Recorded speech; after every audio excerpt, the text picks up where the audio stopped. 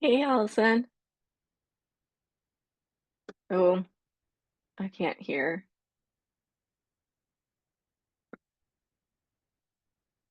It might be me. Hold on.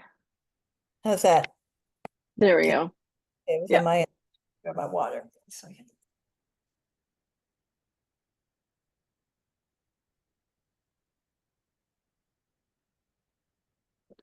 I being coached today?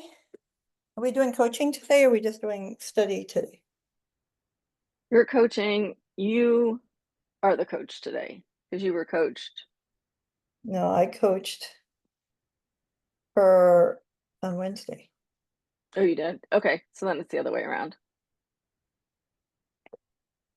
I forgot you guys were with Cheryl in between. Yes. Okay, so I have to come up with a topic. Trying not to find it so big that she can do it that I I don't know. go. Yeah. I know. It's hard by the end.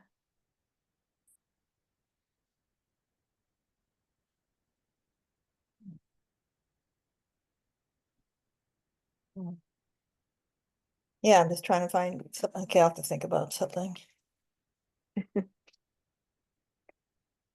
Ugh. Plus, it's also, hold on. I try to take it out. My partner's in the house, so I also don't have a lot of privacy when I'm being Yeah. coached. And so it's just a little weird to have him listening. Yeah. We're in a small house, but we're trying to buy a house. Yeah. So we're kind of on top of each other. Do you have a Confidential. house or are you waiting till you get a certain amount to start looking? No, no, no, no, no. I rented out my house, moved in with him. I sold one of my other properties. He's got the down payment. Mhm. We just have, there's no inventory. Yeah. We don't need, it's not money, it's inventory at this point. There's Yeah. nothing available. Yeah. But we know exactly what we want. That's, Oh, it's good. but even so, there's just no inventory right now.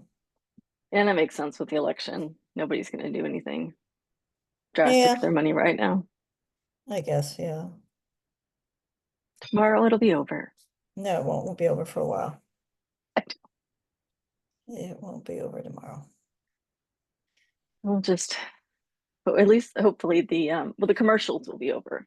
That will Yeah, be over. and the texts and stuff Oh will my be. gosh, I know, right? Like, You make one donation and then it's like, I know. it's all you hear about for the next, Yeah. yeah.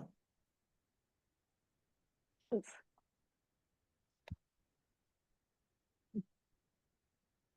Yeah, but it's when did your boyfriend come back? come back. Wasn't he gone for the week? Oh yeah, last week. Oh yeah, it was just a conference or yeah, conference in Oh, okay. Arizona. Yeah, yeah, yeah, nothing big, just work. Well, yeah, but you had the house to yourself there for a while. I did, it was nice. It was nice Yeah. just from standpoint of Yeah. um some privacy, but Yeah. I understand. Especially when you've been used to living alone. it was for a long time before I found him. Yep, me too. So there's still hope to meet somebody because at 55, I thought I met somebody, but no. Hmm. I didn't meet Chris till I was 55. Well, I met after talking online for 10 years. I met my husband at 50 and we married at 50. And he was not who I thought after 10 years. So there's still hope, but it's twice now I picked somebody that was my mother. I've married my mother twice. It's Well, amazing how they can keep it all hidden for so long, right? Like they hide the crazy crazy until you get with them. Well, his mom was dying and he'd been helping her die for the Mm. last year and a half. And so I'm not convinced he didn't just snap. He Mm. was just not who I knew at all. Just kind of Yeah. crazy. Anyway. Right. Hello. How was your weekend, well, Bonnie? Trying to remember it. It's quiet.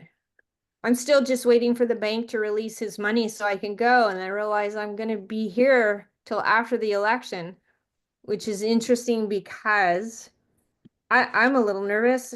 I've heard so many horror stories about what's going to happen. And I'm thinking, well, that's good. I'm not going to enter a mortgage until after the election. And so being alone, you get paranoid. Here I am all by myself and thinking irrational thoughts. Probably what's going to happen is nothing. Mhm. Life's just going to go on.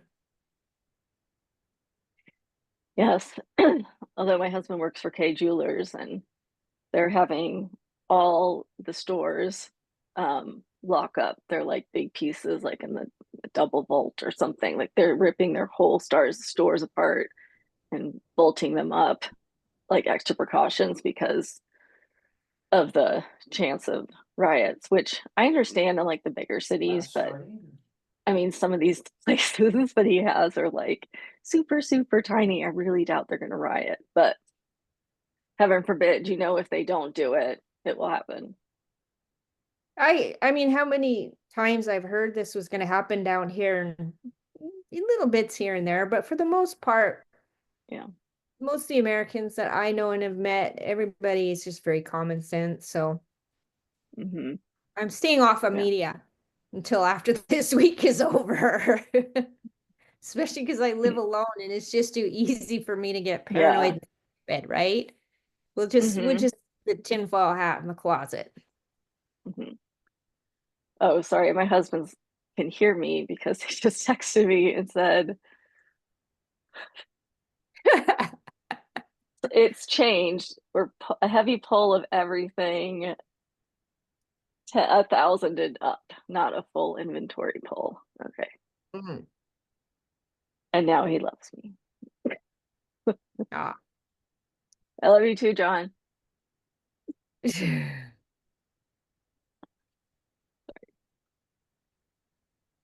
And Allison, how was your weekend? Great. Chris's daughter was in town, so it was wonderful. Oh, fun. How old is she? 31. So what did you guys get up to?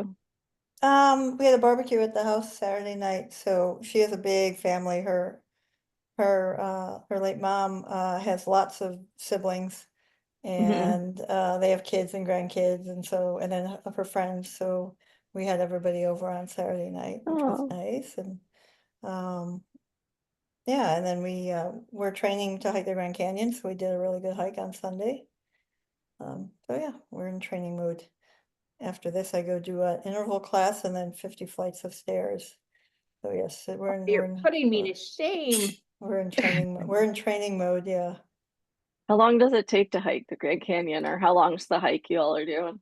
It's like 8 miles each way, and Mm-hmm. it's just really steep. It's not the distance because Mm-hmm. we can do we can do that tomorrow without, it's straight Yeah. up. And I'm an asthmatic and I had long COVID in my lungs, and so Mm-hmm. I've been on so many different medications, and then they find one that works, and then insurance stops covering it, and so we Mm-hmm. think we finally got the equation, and I'm doing good. So we just gotta keep pushing and get that. Mm-hmm. Plus, once I get my lungs in a good shape, I can stop taking all these medicines. So more, but Yeah. yeah, so we're doing it. That's why we pushed out the last week of class the next week, because I'll be gone that week, hiking.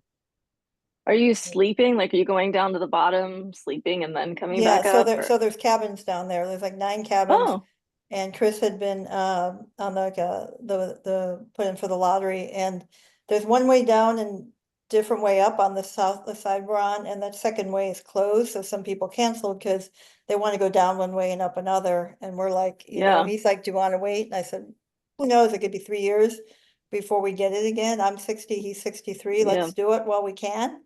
Mm-hmm. I'd like to think in 3 years we're still gonna be that kind of fit to be able to do that, but you just don't know. Yeah. Dad's So 80 and he just signed up to the gym. That's well, awesome. yeah, my mom's been fit her whole life, so we come from, and I was, an former athlete, so it's Mm. and Chris is really active and healthy. I mean, he just did a 100-mile bike ride for charity, so we're just trying to get fitter so we can enjoy it more, Yes. Yeah. because we literally If you let it go, can you get it back? Because I was super fit and then menopause hit at 51 and wiped me out. Like I felt so ill. Well, yeah, menopause not only knocked me out, it put 15 pounds on because it happened while I was recovering from, I don't think Holly knows, I had a major health I scare a think few it, years ago. it Almost, settled almost, down, yeah. but the divorce, I lost 15 pounds during the divorce. So I'm like at barely 95 pounds and no muscle mass at all. So is this Well, it's harder. recoverable? It's hard to build muscle mass later in life, but your fitness you can build easily. You just won't Mhm. build a lot of muscle. Muscle mass is harder to build when you're older, but you can tone, you can add a little bit, but it won't. Like I lost when I was hospitalized. I had really strong quads. I mean, a lot and really strong back, and they're gone. And I won't get Mm. that back at this point. But Mm. now all I care about is trying to get the menopause weight off. From when I was, it's like, let's have menopause hit while you're in the hospital and recovering. So let's just make it so you can't fight it. Yeah. Yep, I know. That's horrible. Nobody warned me. I had no idea what was happening. I was scared. I went to the doctor. I'm like, oh, I'm dying. And he goes, why? I said, it's whack-a-mole. Pick one. And he goes, how old are you? I said, 51. And he started chuckling. He goes, yeah, you're fine. Great. Yeah, I didn't start till 56, so I was a little late on the menopause side. Mm, Oh, I've not I, started and I am nervous. What can I do yeah. to prepare? nothing. Well, just know that, there's nothing wrong with Mhm. doing, I did, with doing medicines to help with I did there's Yes. I did something called Biote, BIOTE, they're pellets and they put them in your butt, slit Uh-huh. every 4 months. I had a Yeah. hysterectomy, so I didn't need, but it's testosterone, estrogen and Yeah. progesterone. And that way you don't have to remember to take it every day. Oh, that is nice. And yeah, and but it's not covered typically by insurance. So, Okay. and just keep active, keep moving, and just know that the crazies will come. So, Yep. I had to quit wearing pullovers. They're too yeah, hard to get off. sweating's really fun. Yeah. Yeah. Yeah. And then some people aren't affected. It's just gonna be like your worst PMS for a while. But I Mhm. had a hysterectomy beforehand, so I didn't have like a regular, because I already had a hysterectomy, so I wasn't Yeah. dealing with, when am I bleeding, not bleeding, all that stuff, because I Right. had a hysterectomy. Yeah. 2020 was a fun year. Hysterectomy, almost dying, yeah, all that fun stuff. What was your accident? It wasn't an accident. It was a birth defect in my Uh, heart. And Oh, during Mm. surgery, there were some complications, and I ended up in a coma wow. in the Did you know hospital. about the defect? Yeah, yeah, Oh, okay. but it wasn't supposed to go for 20 more years. It went 20 years ahead Oh, of schedule. wow. Yeah, during COVID. And yeah, and so I was alone in the hospital the whole time. And Chris just kept having to drop me Ugh. off at the curb, drop me off at the ER when I had, yeah, I was back in the hospital three times total, Mm, for over a month total. Yeah, man, so yeah, sorry you had to and I do couldn't, that. and I couldn't have therapy, physical or occupational therapy because of COVID, because I had no immune Mm, system. yeah. So yeah, but fortunately, being an athlete my whole life, I said, and having a partner who's like, when I didn't want to walk, we're walking, because I had to learn to walk again. Mm. So Really? yeah, I had to learn to walk again. So when I get to the top of the Grand Canyon after the hike, trust me, I told Mhm. Chris yesterday, I go, A big deal. I'm gonna be bawling my eyes out, Yeah. Oh man. Yeah, I had to Are learn you to going walk to again. publish that story? Because it's fascinating. No, I Really? don't have, no, no, Hmm. no, not, I I don't was have a hoping to calling see to, it. Oh well. I don't have a calling to do it. And I don't think, as Chris and I talked about, I'll never publish anything for the sake of publishing.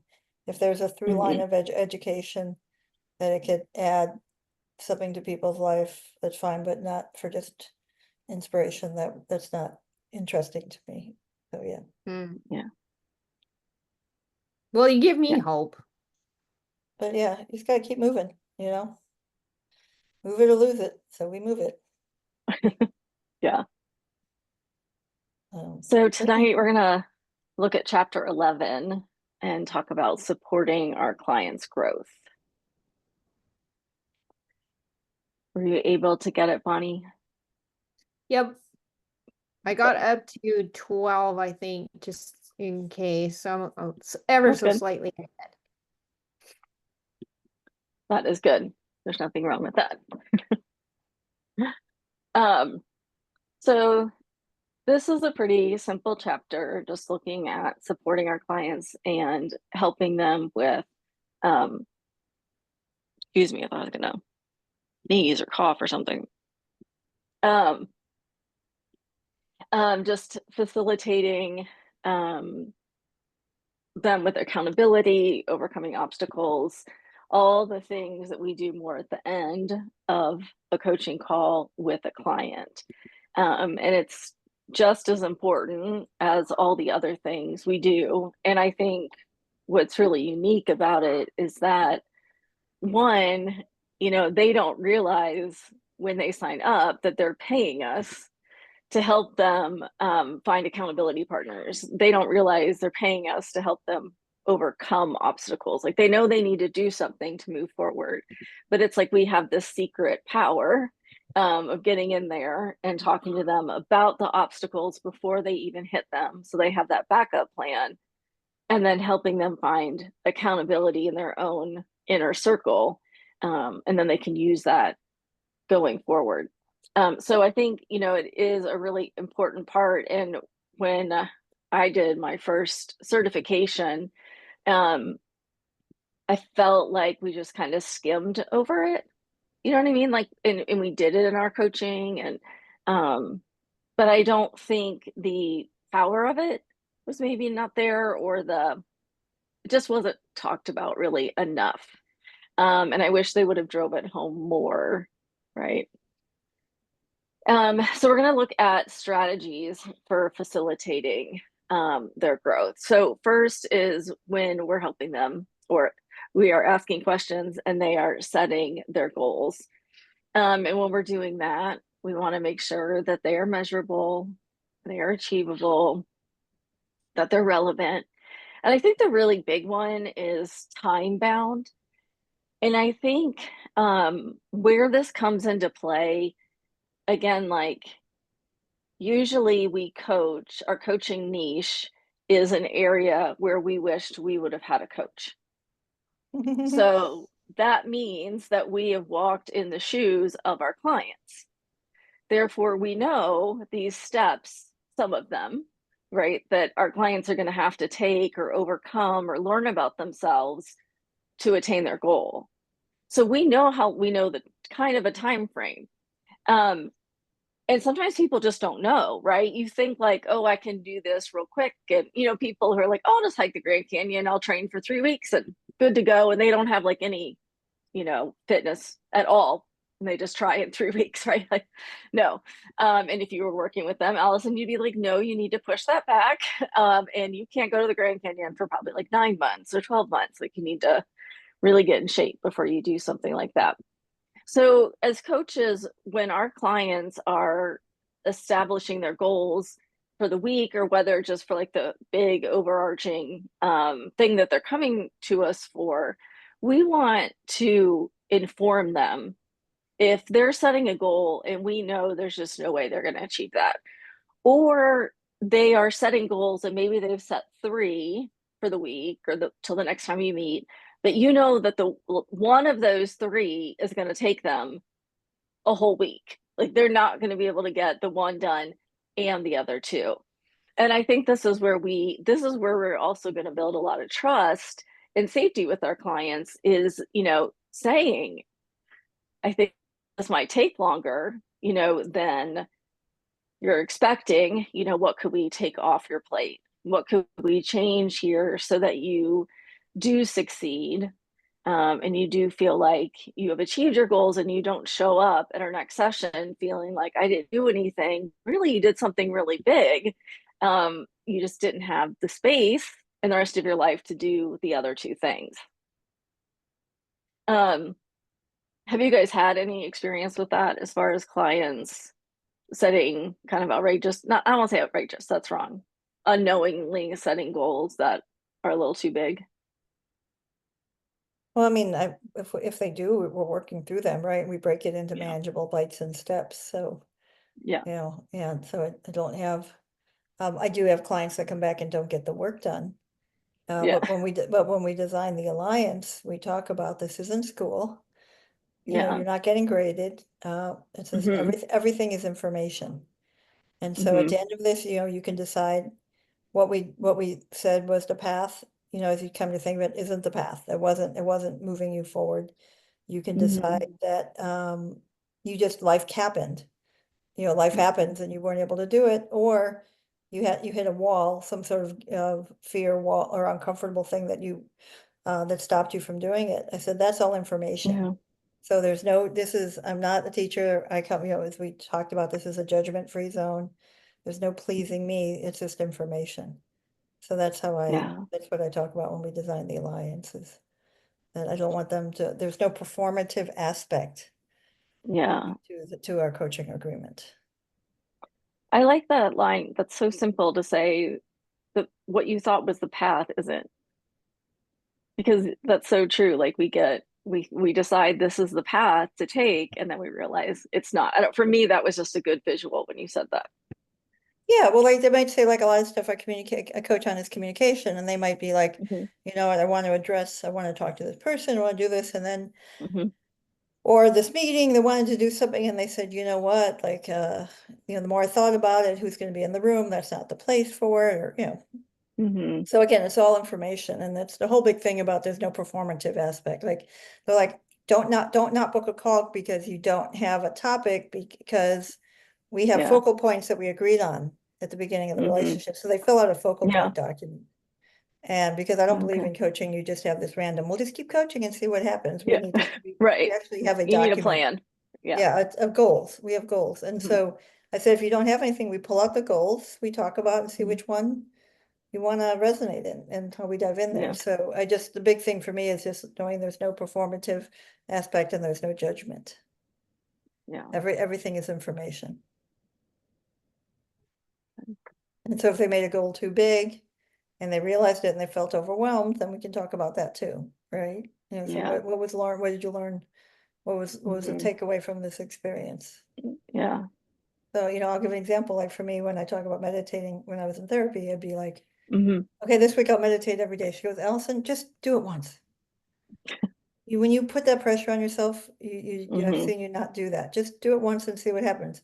If you do it once and you want to do it again, great. Just once, right? So she knew me well enough to Yeah. know that if I set myself and said I was going to do it 5 days in a row, it wasn't going to happen. Yeah.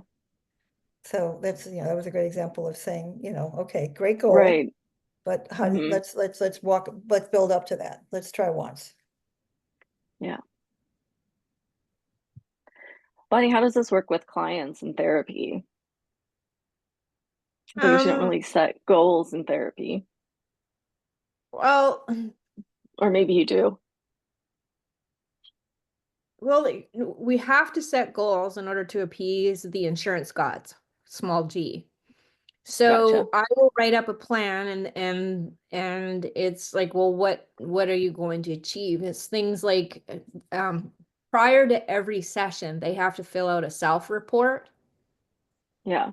Are you feeling any of these things on a like a one, two, Hmm. three kind of a thing, and then they have a score, and then that tells me where they're at numerically, and then I can Yeah. look at what numbers are going up or going down. So that's an aspect of it. In the treatment plan, what are the goals? Well, they'll tell me what they want. And Yeah. then a second goal area that talks about clinical goals, right? So reduction in Hmm. symptoms and that's typically the thing, or gaining skills, maintaining gains. There's, 6 or 8 kind of things that you're Hmm. trying to achieve. So the goals are more narrow, right? And Okay. it's Yeah. something that's common to most people. It's not like I have one client that would like to be able to write her children's books, but that's not part of the treatment plan. It's secondary to, I can include that Yeah. idea. We will know she has achieved the reduction in her anxiety if she is then able to move to the next Hmm. phase of publishing her books, right? Um, Yeah. so it's much more medical, but The other piece is I'm much more psychoeducational. Hmm. So I am much more active in the goal setting than, and I've talked about this before, than in coaching, right? Like I did my first Yeah, recording on Saturday and didn't give a single piece of advice whatsoever, no teaching, just ask questions. She came up with her whole thing. Not a good. single idea. And that's my forte. It was weird, Yeah. but I liked it. I liked it because she owned it all Yeah, and she did it that's with her cool. idea. She went, she did it immediately. And I followed up with her a couple hours later and she had done it. Wow. Um, so it matters. It really does matter. So I'm still kind of Yeah. knocking around like a bull in a china shop trying to figure out how these things work, but Hmm. But you're getting there. I think so. You've got me Yeah. convinced. I just not quite how to do it. It's right. Well, you do know because you did it on Monday last week, and it sounds like you did it on Saturday when you did your recording. So So I think yeah, so. it's I'll just have to stop and wait to hear. yeah. Well, that's true. Yeah. I Yeah. did my recording and I'm so worried about following the things. I'm still not just showing up. And then it's fun when we stop recording. I'm like, okay, I don't think that was the real topic. I think this is the real topic. And Mm, we had a whole nother piece and I'm like, but I was like, well, following the script and so I'm trying, I submitted it to her to yeah. get a baseline. Hmm. Sorry, I choked Well, on my we did water. that too. She set her goal right up front, and then partway through, something else was coming forward, and I noticed that, and I said, "Do you want to switch your topic?" And she goes, "Yeah, I think I'd like to do that. Can I do that?" I said, "Absolutely." And then she figured out her solution, and off she went. So you're allowed, even I think even in a training one, Oh, I because if know. you, Oh, I know. The problem is she's one of my best friends too. So that was uh, tough, right? And so I'm going to coach a Right. friend, Yeah. a boyfriend who I don't know very well because I know her too well. And it's a little hard to coach in that Hmm. respect because it's hard to stay neutral. You know, yep, like I knew that one of the issues was, but she was worried about this talk is she's never charged so much before. She didn't bring that up. But I was like, well, what impact does the cost of this have? You know, what you're charging for this have on it? And there was other things like I knew from her past. So I just want to get something to Cheryl to start with, because I need two for my PCC and get some Hmm. feedback and then I can try to relax. But I Yeah. made the mistake of coaching someone I know way too well and have opinions on. Hmm. I did that my first for the ACC as well. And I had to tell her ahead of time, like, you can't act like we know each other as intimately as we really do. And like, and she's a talker, but it still went all over the place. So Well, yeah, and I did somebody else. she kept praising me. That was such a great, you know, Yes. I'm like, oh, just don't. So my actual business coach, I'm gonna coach her boyfriend, who I've Mm, only met briefly once. So he signed up that's kids. good. But I'm just like, you know, I just said, tell him to come with, you know, something that is reasonable to discuss in a 30-minute, not like figuring out his Yeah. entire music career path and, Yeah. what do you want to be when you grow up, right? my Yeah. friend totally behaved. I was totally blessed. One less thing to worry Good. about. Yeah, I said I need two, so to pass my PCC. So I did too, no, I think. you give her two, you're not going for your ACC yet. You don't have 100 coaching hours. So No, I Yeah. just the yeah, you just needed to pass professional. the class. Yeah. Yeah. You'll get your CPC, Certified Professional Coach, and your EQCC, level one. I'm going for I my only need P. one passing, I Yeah, guess. and I need one Yes. passing for the class and I need two passing for my Be pressing. PCC. Yeah. So if I have one that passes my PCC by default, I pass the class. Right. I just turned all mine in For PCC. I was waiting for my renewal to come up. So yeah. Um, I just signed a whole bunch of new clients, so I should have enough hours by January. And then, yeah. So did I, strangely. Well, yeah, but you're a therapist. You see people a lot. Mm, yeah, but I've only been with this company and been counseling in the US since June, and I've been really scared Oh, because the divorce finalized. He's buying me out and I'm moving into a house. I'm like, how am I going to pay for that?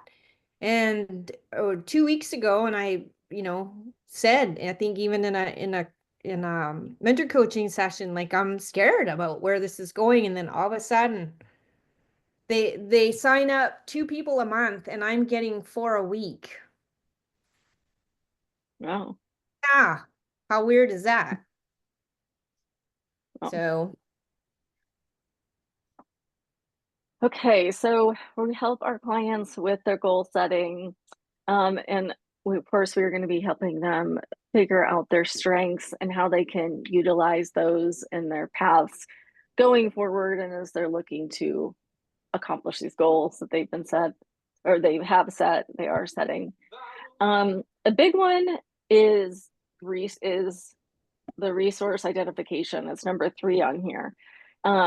But I think this one is funny in a not haha, but just like ironically funny. Like maybe Jewel would have sung about it. I'm not sure, but because like you'll be having someone who wants to write children's books, and they're really stuck on like I don't know how to like I don't know anybody in the publishing business. I don't know how to get started. I don't know how to get in there.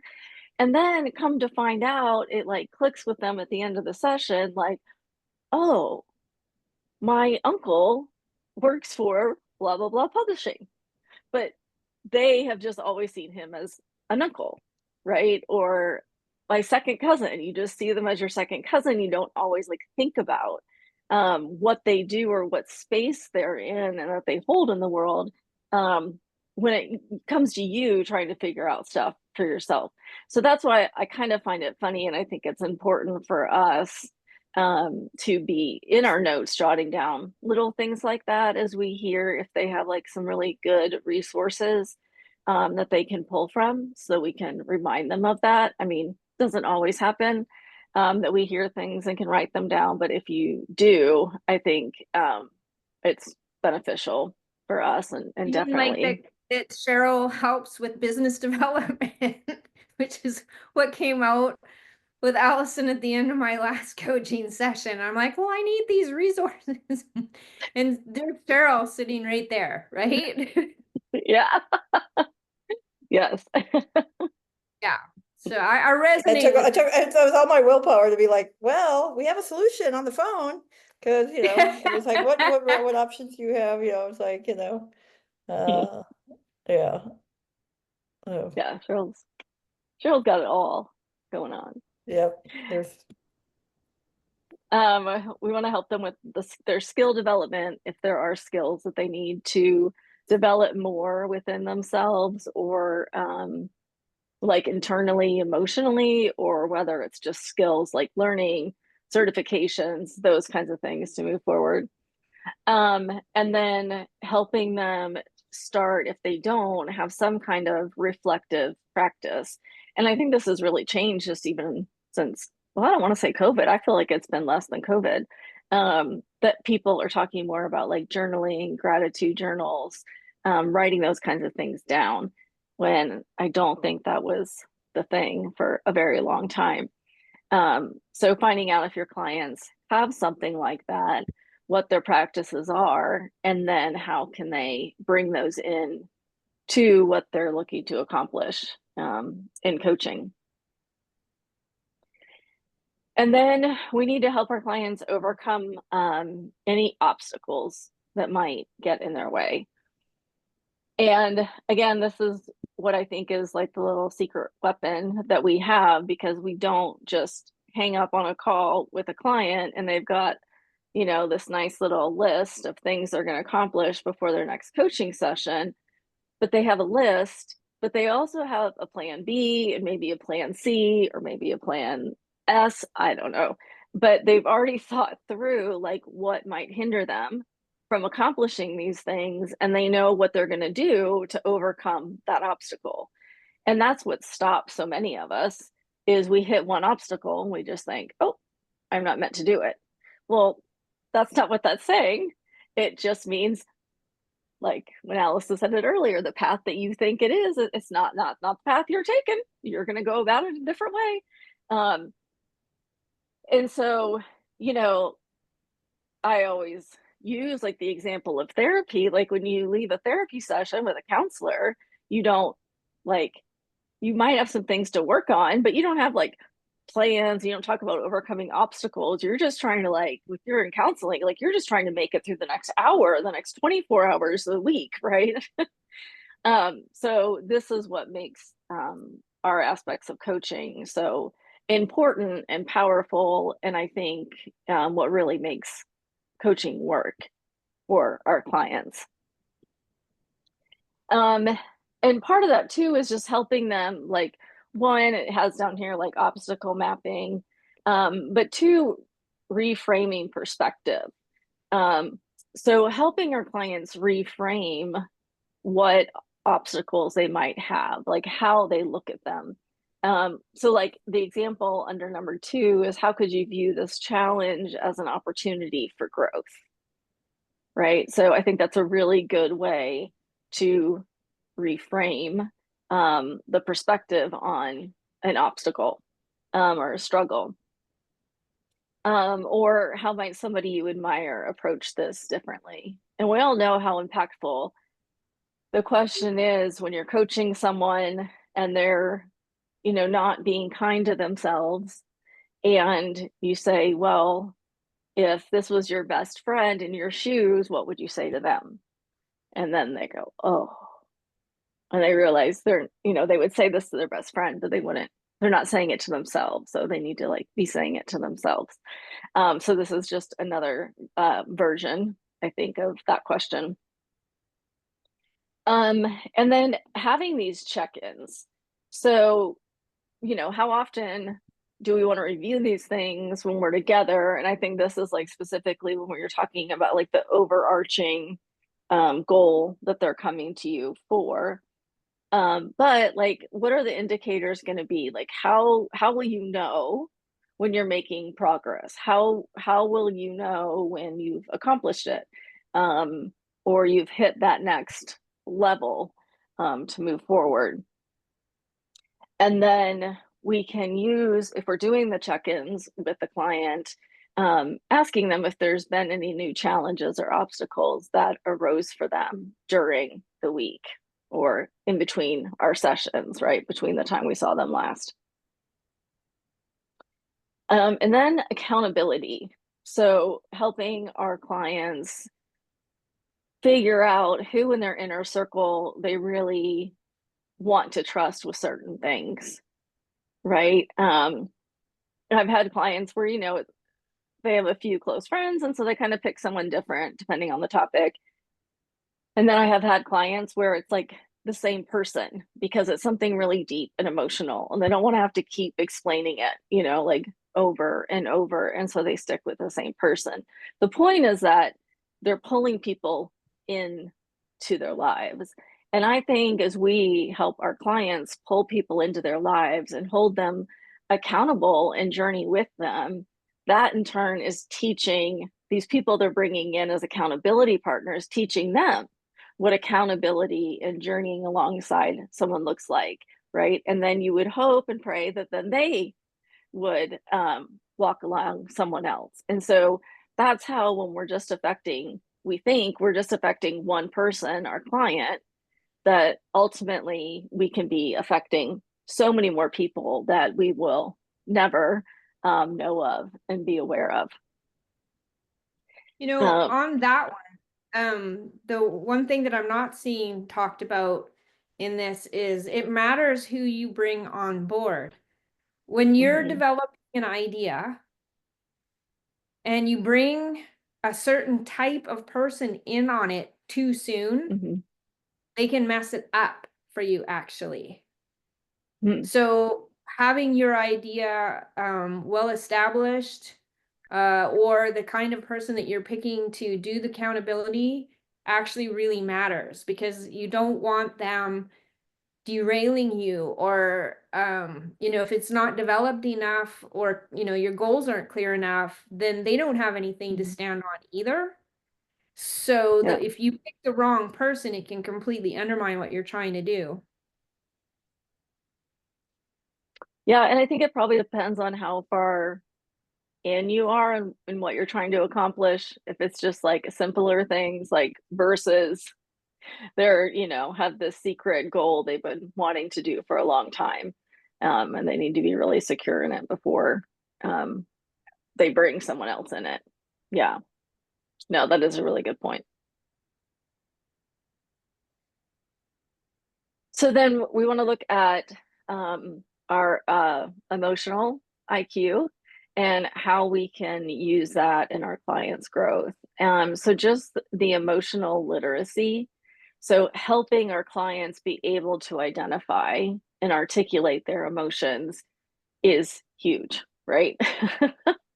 I'm sure you deal with that a lot, Allison, with people when they're behind a computer doing those things. Like that's something that doesn't always get to. It's not a skill that gets to get strengthened in the same way as if you're in an office, but you're leading, teaching, training, doing those other things. So helping our clients really understand and regulate their emotions. And then we want to help them identify when they're being driven by their emotions. Like, what are their emotional driven behaviors? What does that look like? Can they feel that coming on when they're in the middle of it? Do they realize it's happening? What are some ways for them to realize those things? And then it moves into helping them regulate their emotions, right?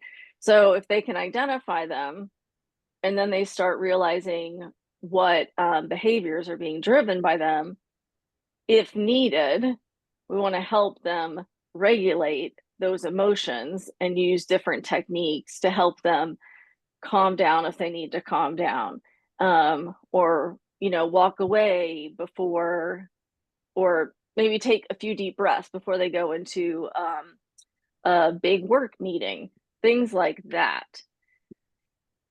And then we want our clients, Well, on that we one, need to I wanted oh, to go. jump in on that one. Yeah, so I really noticed with my clients, the problems that they're having is the back-to-back-to-back meetings.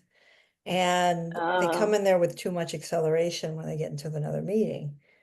Is what I Uh-huh. noticed with one of my clients is, and then I started noticing my other clients is like, what are you doing Yeah. to get regrounded? Because, I'm like, companies should make meetings end 5 minutes or 10 minutes to the hour. So people Yeah. have time to go to the bathroom, they have time to check Yeah. a couple emails. So they have so much acceleration. And so a lot of my clients are now doing breathing techniques, even just 4 deep breaths. Right.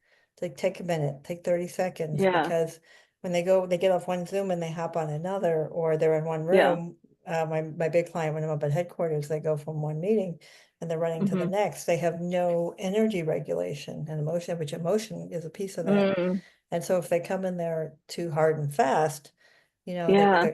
especially as the women, the world is a double standard in the tech industry. So if they're coming in there too hot, Yeah. and they have strong personalities, right? Mm-hmm. So how do they get regrounded so that they're at Mm. neutral energy, neutral emotion when the meeting starts, and not having a, Yeah. a hangover from the previous meeting? It's a really good point. Yeah.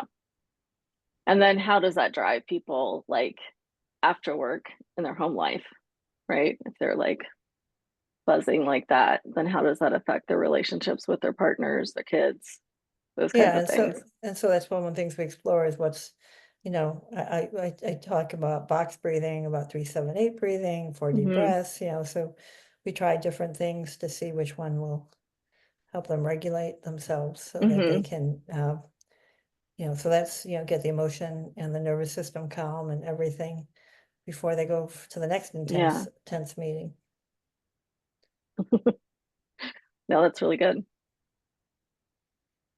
So anyway, We want I to be just, offering, no, I think that's great. I mean, I love learning these things too about other coaches, clients, and what you guys see and learn.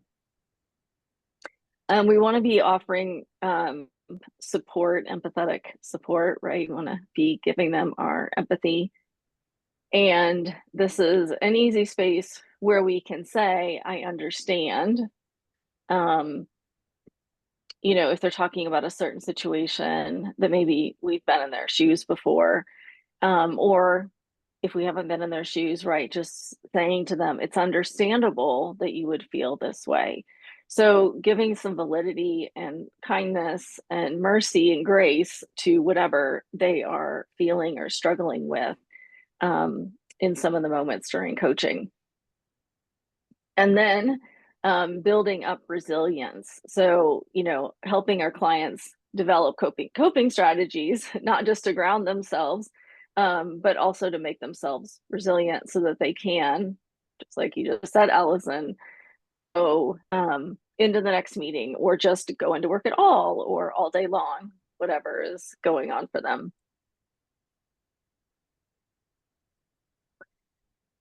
Any other thoughts, comments?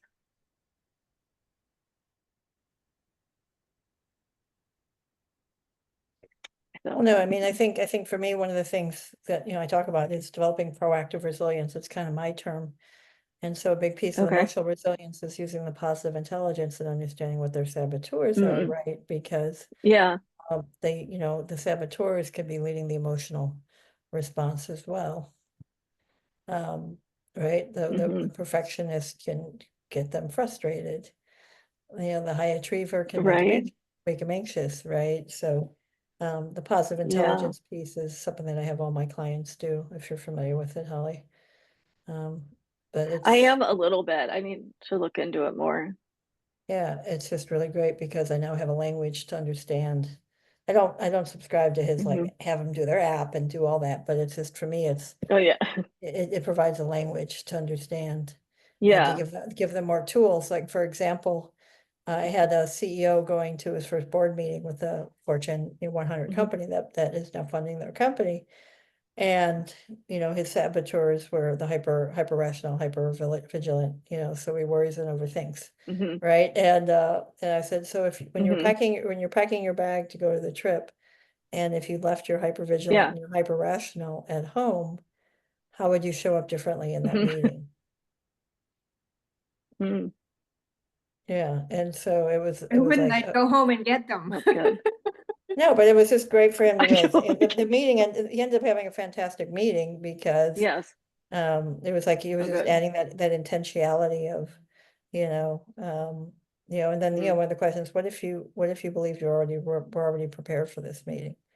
What if you believe that you Mm. already, and what if you believe Yeah. that, what if the fact that they made you CEO again, it was all that, but the big piece of it was about, not packing the saboteurs in a suitcase and what would change in the meeting. Hmm. So that was about being proactive, about understanding, these guys are gonna show up. Yeah. How do we prepare around them? Hmm. Yeah. Or like going in a meeting, this guy triggers you, this person triggers you, right? So what tools do you have Mm. when that happens? Yeah. You know that they always come in hot, so what do you do to Hmm. not mirror them, right? Not to go there with them. How do you stay? Because Yeah. first off, one of the best things you can do is stay calm Yeah. when people are going crazy, because it just pisses them off even more. But Yeah. but I don't say that to my clients. I'm just like, Right. you have these weekly meetings, and you know how you feel about, Hmm. this person, so I think it's just having them, it's a lot of it's just, one of our favorite coaching words, right? Adding intentionality to the process. Yeah. Yeah. Very good. I deal with a version of that in the mental health too. And Yeah. the personas are not just um like masquerade characters. There's actually a brain process that's involved. And the more serious end of this, it's a spectrum, right? So if you have high functioning people, then that positive psych idea is it's really easy and accessible for, like, I really liked it. It's really easy for people to understand. Traumatized Hmm. people, though, those personas are not figurative, they're literal. They're wounded children, and I mean, they're a real thing. Yeah. And if somebody is dealing with that, then that's one of those referral things. Mm.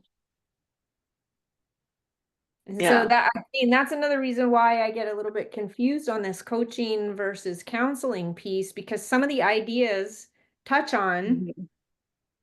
mental illness. You're Yeah. dealing with some level of mental illness very often with people, because most people have some level of trauma, right? And so it is Yeah. difficult for me to separate. I'm dealing with a saboteur Mhm. situation. It's a whole different ball game. Right. Well, and it should be because you're counseling them. You're Yes, doing but therapy instead of just like, what do you do, in terms of supporting growth? So Mhm. let's say I am working with somebody who's got a saboteur situation going on, and I realize Mhm. it's a deeper problem, Mhm. that they're not going to be able to strategize that through, that it actually is going to take an Right. intervention. Mhm. So that's when we would like we would tell a coach, okay, if you were just a coach and not a therapist, Bonnie, then I would say, like you're describing, then that's the sign that you need to refer them to a Okay. therapist. When Okay. it's that big and it's just stopping them from moving at all, to me, that's therapy. That's counseling, that could be medication, whatever that, all entails over in this house versus over in the coaching house. The thing for you is though you have the tools for both. And I think that's why it gets a little confusing, because when you see the saboteur and it's really deep and it's stopping them, you're able to go in there and help them. And that is the beauty of being a coach and a therapist. But if you took the therapy out and pretended you weren't a therapist, right, and you were just, someone who had no psychological or psychology background, but we're coaching people, then the ethical thing is when those things pop up to refer them to a therapist, to recommend that they go see a therapist, to even, put your coaching sessions on halt until, they have resolved this, right? Hard for me to tell the difference, because if I Mm-mm. am coaching somebody from Canada and it's Yeah. on a saboteur topic, for example, and I picked that Mm-hmm. one just because there's a coaching version of it and then a therapy version of it. So that one's an easy Mm-hmm. example. Say that could cross over really easy, right? Yeah. They're in Canada. I technically can't do therapy with them in Mm. Washington. Yeah. Coaching, it can be anybody, Right. but in that Exactly. instance, right? So for me, that's why I make such an issue out of where is the line? Because Mm-hmm. to me, it's a false line in a lot of ways. But there's a license issue Mm-hmm. for me. And Well, yeah, sure, I could do the therapy, but my Mm-hmm. license at this point Mm-hmm. has a border until I figure out how to make a America wide and a Canada wide. And you can, I just need more hours. But um, so for me, it's really important to understand where those boundaries Mm-hmm. are. The other thing is I'm moving into coaching because therapy is exhausting. Mm-hmm. Because Yeah. so much is reliant on me, Mm-hmm. which is why I really like coaching, because it's not my problem to solve Yeah. in the same way. well, Mm-hmm. one of the things in coaching that we were taught is we don't coach the saboteur. We see it, we Mm-hmm. understand Yeah. it, but we don't coach it. So that's different therapy. You might dig into that. Like, I don't need to know why they're a perfectionist. I mean, I do have a lot of Yeah. Indian and Asian women clients, and I joke we all had the same mom, because I had the Jewish Yeah. mom, the pressure mom, right? So I understand that, but that's the extent of it, right? Like, we use it for the bonding at the beginning before we're in coaching mode, but after that, you know, it's more of, was that from your saboteur? But I'm not asking them, Hmm. what triggered the saboteur, what's the genesis of it? I'm Yeah. just, because in coaching, we kind of just try to coach through it or around it, right? But Yeah. we don't coach to it. Hmm. So that's a boundary that I was taught in coaching, because I'm not a therapist. I don't know, Hmm. I'm not there to deal with their mother issues. I might understand some of their behavior Hmm. because they had overbearing mother, but I'm not Yeah. there to talk about their experience with their mother, because I'm only from today forward. How do I help you go forward? Yeah. And so, but yeah, I have clients that have a therapist, and sometimes I feel like we're having some of the same conversations, but I know that I'm not overstepping, because I know Hmm. what my boundary is. It's just some of it Yeah. is, she's bringing up the same topics. Yeah.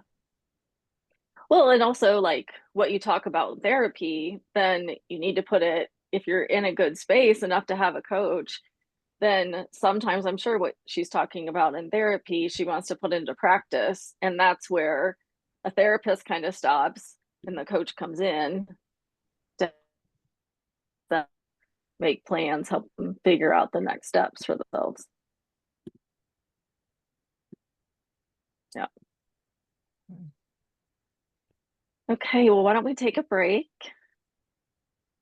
And then Bonnie is going to be coaching Allison when we get back. Didn't I coach You, last time? you coached on Monday, I coached you on Wednesday. I coached you with Cheryl. You coached when Holly was here, yeah.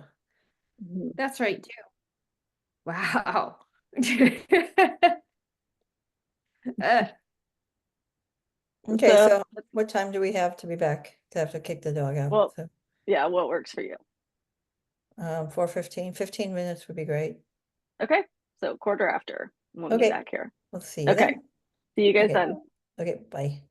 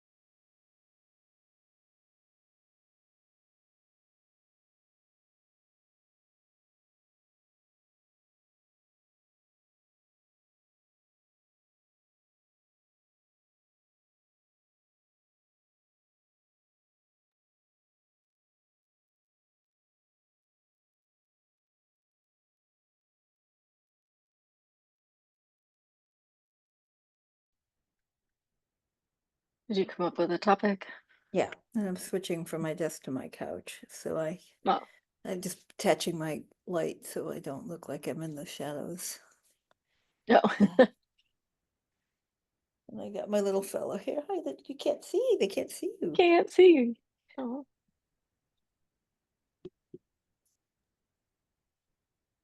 Oops, let's see. I'm here still. that's good. Okay. Oh, we don't get to see the fur baby. Oh, well. Let's see. Two of mine are trapped outside. They're gonna throw a hissy fit soon. Why are they trapped? I saw them walking around behind you earlier. Well, Oh. because they went outside, two of them came in. The Mhm. windstorm has gotten frigid all of a sudden. It's coming off Mm, of Mount Adams. So it's yeah. blowing right over the mountain, and now I had to close all the doors, and they were being stubborn outside. So now they're just gonna have to wait. You're not gonna The say time hi? change has messed them right up. Oh, yeah. He's Me so too. cute. Also, No, God, yeah. Me too, I totally. like this one though. This one works good for me. The other one does not work good for me. No, no, I Helps this me wish is get they'd up leave it early. alone. this is my Yeah. least favorite day of the year, and then the time change the other is my favorite day of the year. I hate losing And an I hour. forgot I my like water. changing out, Yeah. but I don't. The adjustment is always it always makes me feel off. I just wish they'd leave it alone. My friend lives in Saskatchewan. Yeah. They don't bother with it. So Yeah. In sometimes Indiana. they're an hour, sometimes they're two. I have to think Yeah. about it. I know. Yeah. Indiana doesn't deal with it. Or Arizona or Hawaii. I think it's Oh, dumb. Arizona Leave it. doesn't? I didn't know Nope. Arizona. Yeah, now we're, I yeah, don't you're, know anybody that says that it helps them. well, it used to be for the farmers. It was also, Farmers. Yeah. yeah. I'm not farming anytime soon, nor have I ever. My friends are farmers here, and it's annoying Yeah, to we them. passed a bill to not do it and we're still doing it, so I don't know. I don't Ah, care. I you're know. right. We do. That's That's the right worst. too. Yep. It was in one of the COVID bills. It got taken out. Like it would only had one more step to go. Yeah, I mean, Yeah. first world problems, right? I know. Yes. Yes. True. Okay. Yeah, in the grand scheme of things, it's an inconvenience, but yeah, Right. We yeah, are otherwise doing great. yeah. Okay. Um, so Bonnie, we'll say it's 20 after.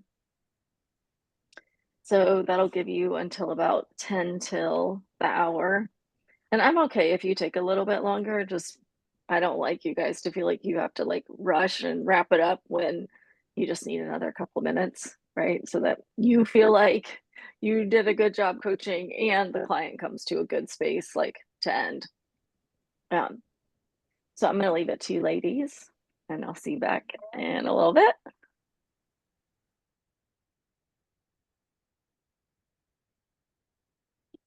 Okay. So, Allison, have you got a topic for today? I do, I do.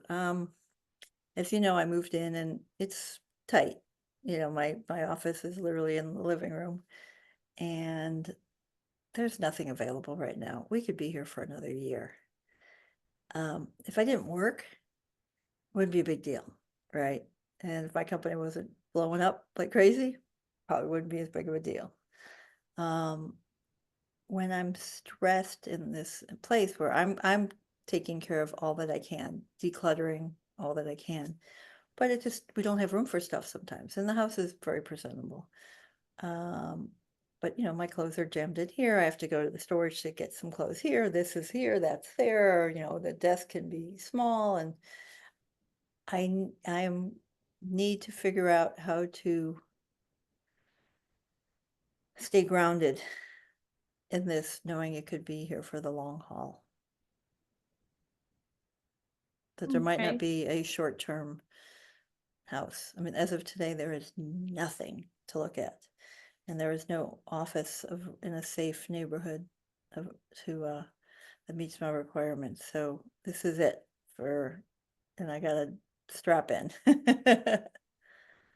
So is your struggle at the moment more to do with how to stay grounded, or are you still right now just feeling distressed about the fact that you're realizing right at this critical time where your business is exploding that you could be stuck in this in between place for as long as a year?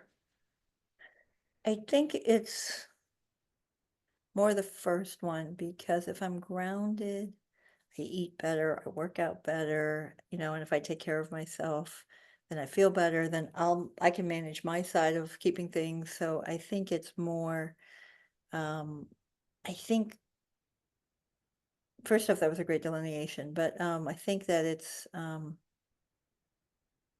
if I get overwhelmed, I become like that deer in the headlight and nothing gets done. And Mm, so how to know how to have tools, I guess, so that when I catch myself saying, I can name it, so I sort of be able to name it before it happens, and to have techniques to kind of get regrounded. Because I think everything else is a byproduct of that. I think if I stay grounded, I'll deal with the business better. I'll deal with everything else better. okay. So the stuff that's going on is not so much the concern. It sounds like you've accepted that you're going to be stuck physically in this place for a little bit. And so how to make that more comfortable? Is that what you're talking about? Making sure that that still works? It's not comfortable in the physical sense, it's emotionally, like how Right. not to get overwhelmed. I have to go into the living room to get my pants, I have to go to the garage to get my shoes, all that stuff, right? And it's just, my It's desk is super. small, I don't have all the space. If I just need to print a bunch of stuff, well, I don't want to bother Chris while he's printing because my printer's in storage, right? It's just all of these things. And I think my threshold um is gotten lower, and I want to make sure I can get my stress threshold a little higher, and just kind of find a way to stay grounded, so that um you know that I don't get as triggered when, like even now we had a party this weekend, there's stuff on the counter because we have no place else to put it, some of the leftovers, right? It's like that stresses me out, how to just let it go and just kind of stay in the gratitude and temporary, and not let it take me to the point where I get, because there's consequences when I'm stressed, right? It's bad eating, bad, not working out, maybe not cleaning up as much, because it's like, why does it matter? You know? So I think if I could, it's those are all symptoms of not being grounded. Okay. So the goal today would be to talk about grounding, and the consequence is if you don't manage to stay grounded because of these logistical difficulties at the moment, um, it's like everything else falls down too. You've got a domino effect where your diet goes and all the other things go after it. So is that what makes this so important at this point? Yes, and the fact that I just got the most, biggest client, I got to stay organized with that. Doing, all these 360 interviews, and still marketing and launching my website, launching my community. So there's so much going on with work, and all the things I've been hoping for forever, with my Right. business. And so yes, if I don't stay grounded, my health will suffer, my physical health will suffer, my mental health will suffer. And what's happened in my business in the past is I've gotten we talked about this before, these big bursts of things, and then I don't have the follow up, and then I'll take care of what's in front of me, but then I'll lose the proactive nature. So there's this cascading effect. So it's important now because I've noticed it now, and I want to stop it before it goes. Okay. So how will you know if we've got what you need by the end of the session? I think if we have some, I have a couple tools, like, a note, like when I notice it, and like a regrounding. I think if I have like a plan of what to do to get, like, what do I, how do I intercept it, right? And then how do I get recentered before it spirals? Like, how do I catch it before the match hits the you know, like the dynamite, right? Before the light hits the string and it starts going, right? How do I catch it before the whatever that thing was called, the wire, what is that called? The fuse, before the fuse is lit, Yeah. right? The match is lit, but before it touches the fuse, right? How do I catch it before that? Okay, well, that's actually a great question. How do you know when the fuse is lit so that you catch it? Um, I procrastinate more. Okay. I'll snack more. I'll cancel my workouts. I won't take the time in the mornings to take like 20 minutes to get my space all cleaned up. There's a lot of different ones. There's no one tell. There's a lot of different tells. But do you feel confident that you can recognize them when they do show up?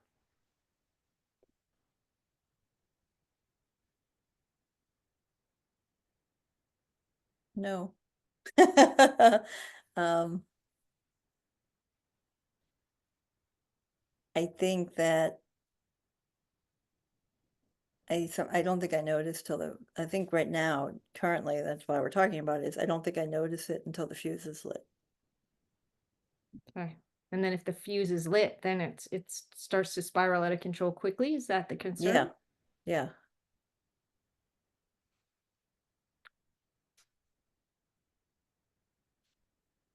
What do you think is preventing you from being able to recognize it before it gets too far? Because there's always so much going on, right? That it's just like I mean, my to-do list is never done, right? So there's all of those stresses of just being an adult in the world. And so it just kind of sneaks in there sometimes, I think, because those things happen, right? We got big to-do lists, we got stuff to do, and it sneaks in as like just it, and I don't realize it sometimes um, till I've noticed that, oh, you've been snacking a little bit today, and you didn't get to the gym the last 2 days, and I just, um, you didn't make the bed today, the laundry's piling up, right? Um, you didn't get the things done on your list. Like I don't realize it until I'm um, stamping out the fuse before it gets to the dynamite. So this is a place you've been before? Yeah, but not here, but just in general. Yeah, in life. Yeah, I have. Yeah. What have you done in those times to overcome? Well, I had more space, so I would one thing I do every morning when is figure out before I start what I can do to get my space grounded. Like, do I need to clean my desk? Do I need to do the dishes? Do I need to do some laundry? And do I have any bills to pay? So that's one of the things I do so that there's less frenetic energy around me. Um, so I don't do that every day, but when I do that, it's pretty helpful. I sit down, look at my to-do list. I knock out, if I don't have an early call, I'll knock out some personal things. So I do that. Or, I'll clean the house, but there's no place to put stuff. You can't do it, right? And I've done stuff here, like I've gotten us a cleaning lady now. And so that helps. At least the house is really clean, kept clean. So, but it doesn't, so going back to your question in the past, um, I've also probably waited too long to catch it too. And so, um, I don't know if I've ever been good about really catching it. And I'm kind of like the why now is I'm sick of the consequences of it, right? They're not eating good, they're not taking care of myself, then I don't feel good about myself. And then, so I'm kind of, yeah, I'm just ready to find a way to catch it sooner. Or maybe it's just knowing it's there every day, and maybe it's not even waiting, trying to catch it, maybe just assuming I've caught it every day. I don't know. Well, if we followed that through to the end, how does that work? Um,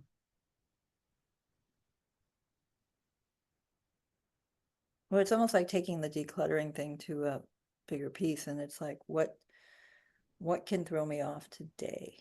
I don't know, and um, And then what can I do about it? But there's a piece of it where there's not always a solution. Sometimes it's just acceptance. And that's what I think I'm struggling with. Is there an action or is it acceptance? Well, you suggested an action. You said you asked yourself, the question, when you get up in the morning and you sit down and start your routine to begin with, what could go wrong, basically, assuming that there's something lurking. Okay, so you sort of tried that one. So what would acceptance look like? It's almost like, what's the uh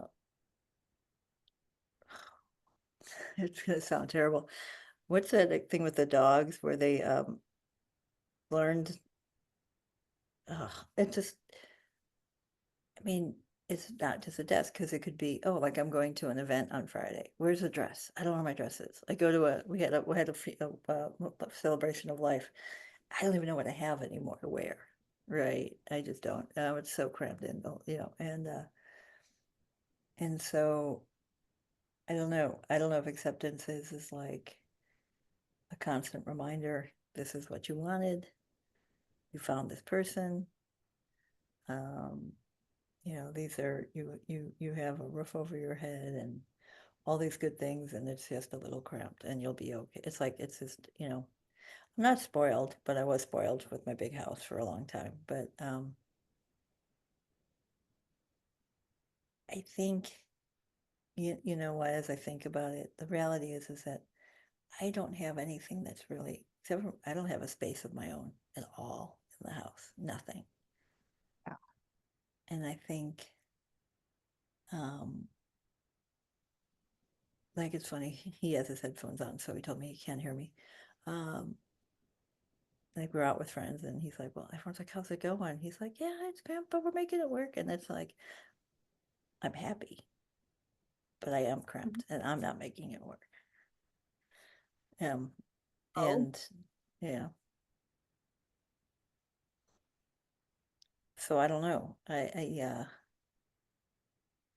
So I think, oh, it's learned helplessness. It's like I almost feel like I should be in like a learned helplessness state, right? Like this is the way it's gonna be.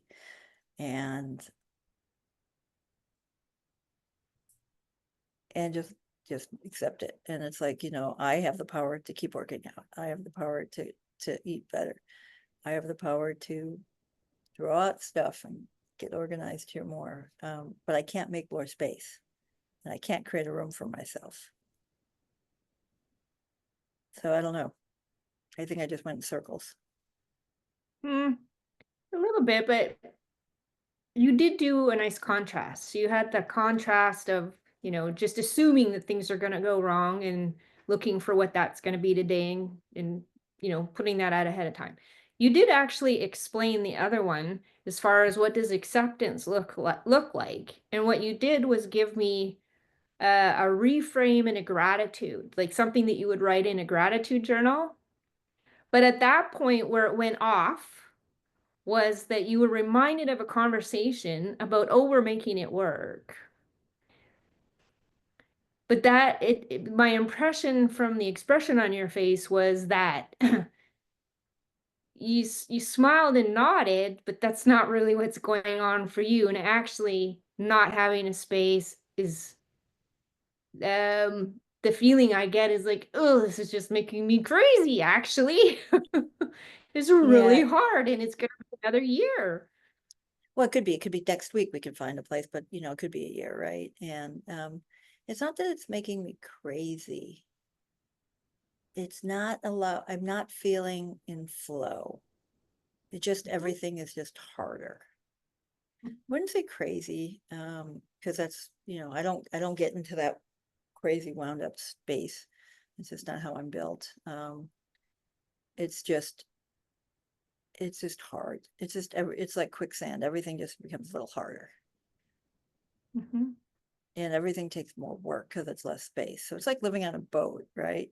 Everything you gotta find those little compartments, like in the bathroom, there's a little space between the sink and the toilet. I got these 4 little shelf things to go in there, so I actually have a space to put makeup and a brush and a hairspray and, my new red lipstick, and all that fun stuff, right?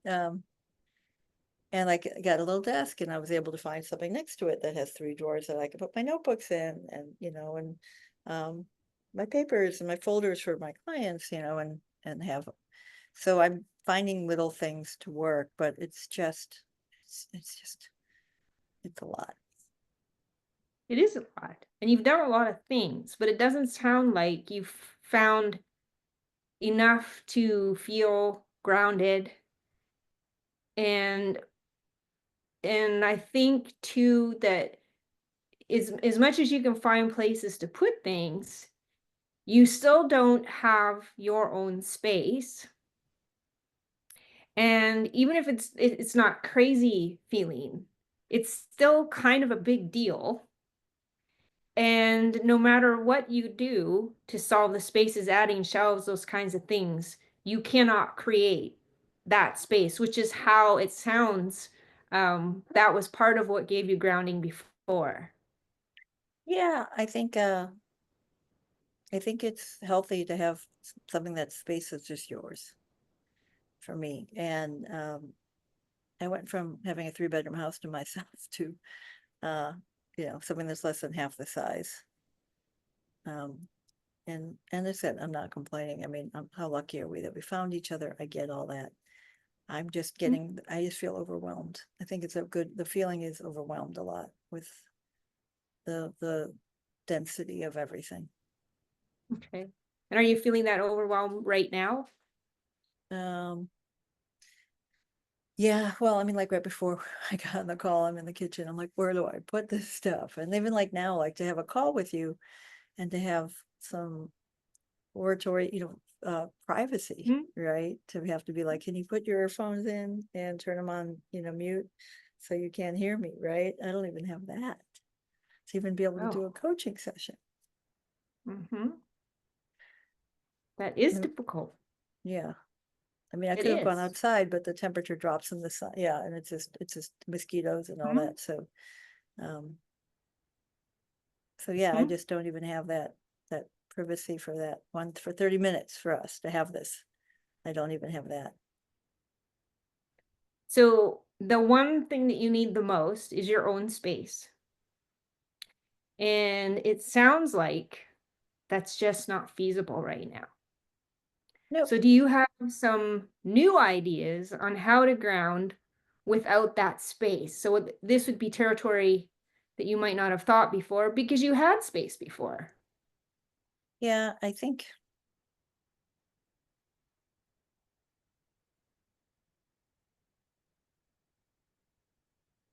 what came up for me was just kind of a reminder, don't let the lack of space, don't use it as an excuse, right? To not take care of yourself, to not thrive in your business, right? To really, it's like, just really try not to use it as an excuse. And just like, because like when I'm stressed, I'll fill with food or I'll go just lay down in bed and just be like, I just can't deal with everything, right? I just need to go get. So I think it's just really kind of having the no excuses, right? This is temporary. We don't know what temporary is. And I think that's the other thing, to be honest, as I talk to you, is um, if I knew that it was 9 months, I could prepare for it. I think the unknown is the Mm. big piece. If I knew it was 1 month, if I knew it was 9 months, if I knew it was 18 months, then I can buckle up. I think it's because I don't know, and I always like to know. And I think that's the unknown of the time frame is what's exacerbating it. Mhm. You've listed off quite a few things actually that are exacerbating it. The not really knowing, having gotten used to having your own space, um, and not having needed to ground under these conditions before. And if I may, you had in a previous session brought up concern about sabotage, and we talked about that other shoe dropping. Is there any connection between the concern of that shoe dropping and what you called an excuse currently? Because you do have the control, so does it become an excuse? So is this an extension of that problem? No. I can see that parallel. I can see that they might be cousins. Mhm.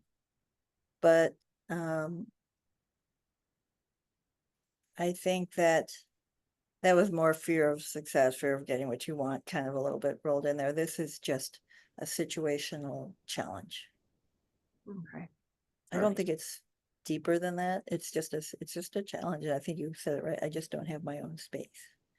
In the absence Mhm. of my own space, I think and so I think the question, and I go to coffee shops once in a while to work, to get out when I don't have calls, but that's getting less and less frequent because business is going well.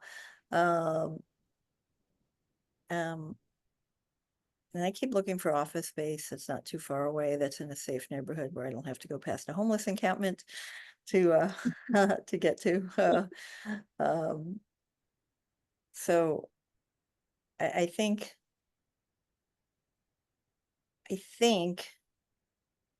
is that I have to figure out how do I find, I don't think it's the techniques, it's like, how do I find my space in this? Is there something I need to do to find space in this?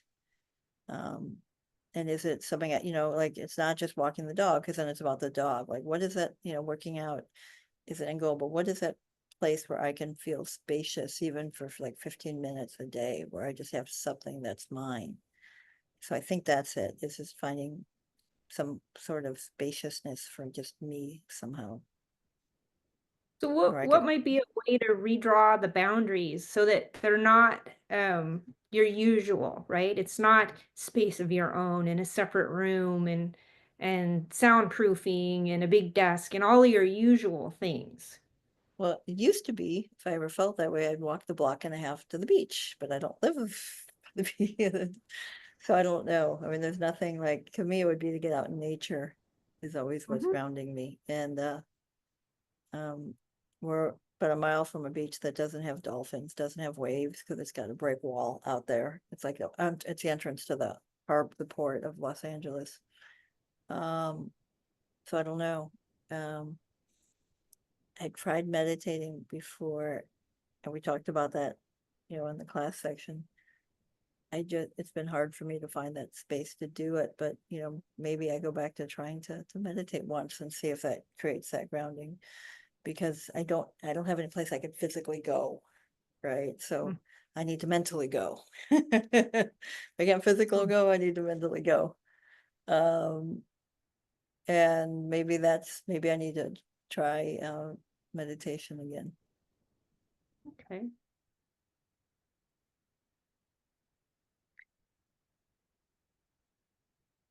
So what would that look like as an addition to your regular routine? Well, I have the Insight app, and so I can just set, and I can put in, I want a 5 minute meditation. I'm getting grounded, and just sit and do it. And just I'm up early enough. I lay in bed for a long time because it's not like I enjoy. I used to have to be up for swim practice or triathlon training or a corporate job, so I enjoy not having to get up. But there's no reason I can't do it from bed. I have my iPad. I don't keep my phone in the room, but I keep my iPad in the room. There's no reason I can't lay in bed and do a meditation before I get up. Because I'm laying there playing games anyway, just because I'm like, I don't have to get out of bed. So I'm not going to, after all these years of having to be up at like 5 o'clock in a pool or on a bike or on the freeway in LA to get somewhere.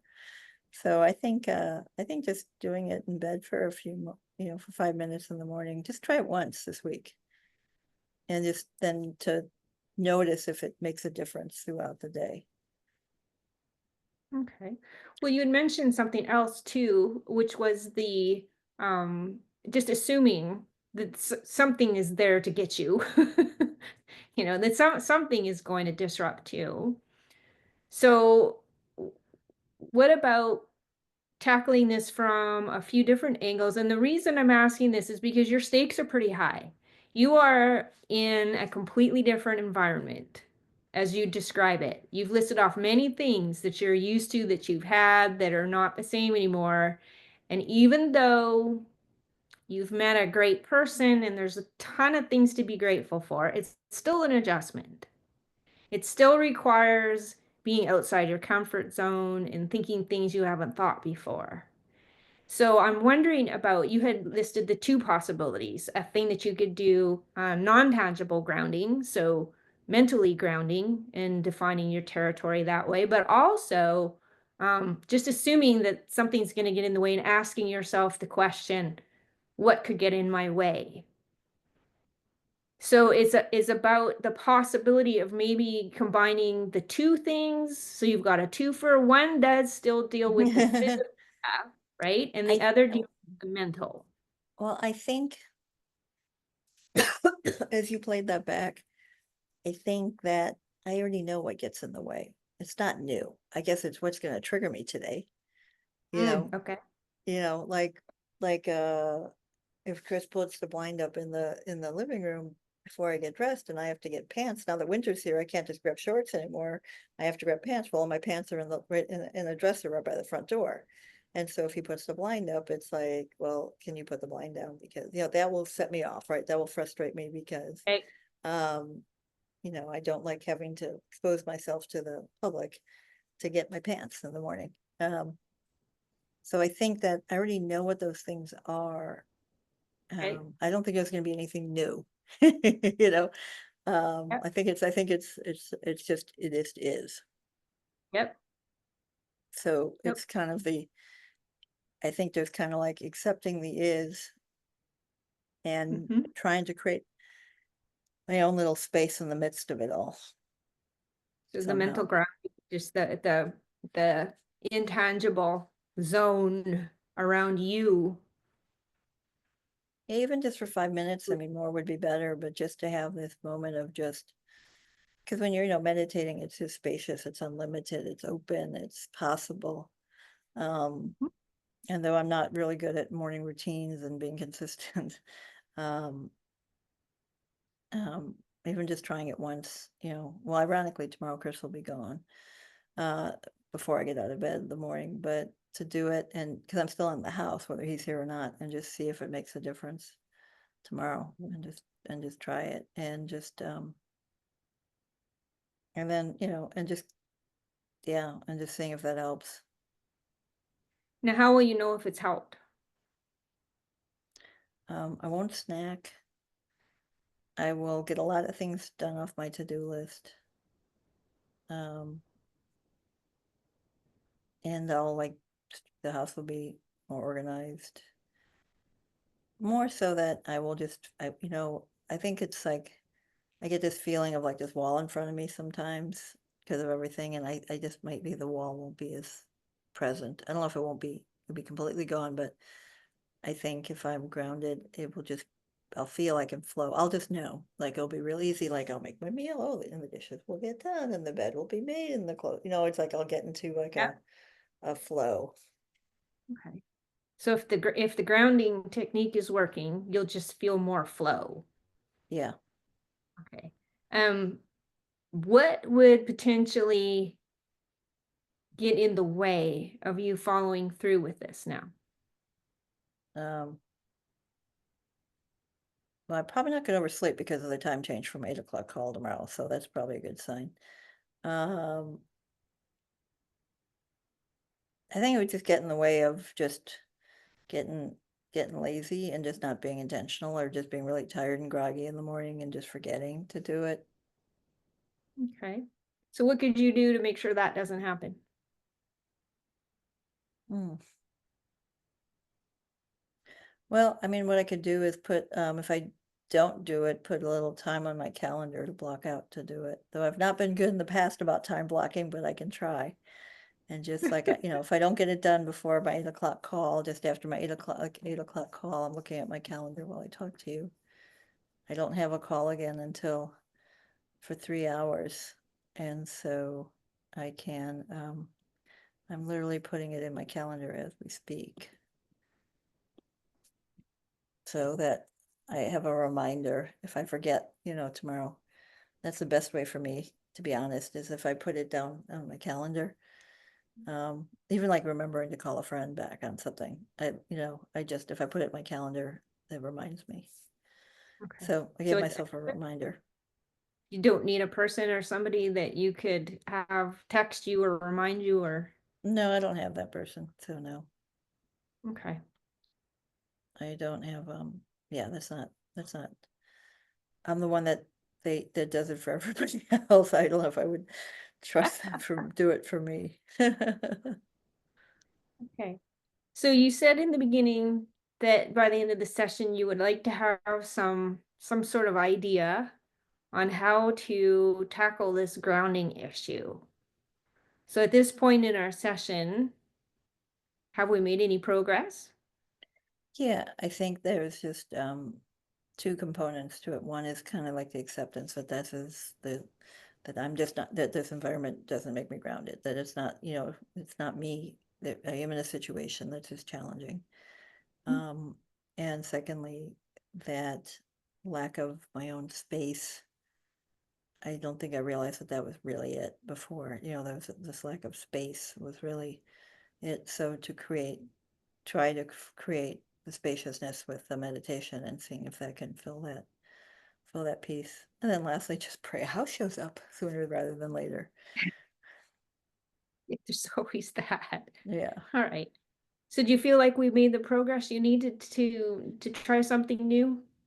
Yeah, I think it was kind of getting me back to something I knew, but hadn't known what the source of it was. So yeah, I feel like realizing that it really wasn't about, it's just this having an Alice in space. So to try to find some way, and if the meditation isn't it, I now know that I have to find a way to create spaciousness. And it could literally be leaving the dog and just walking around the block once by myself.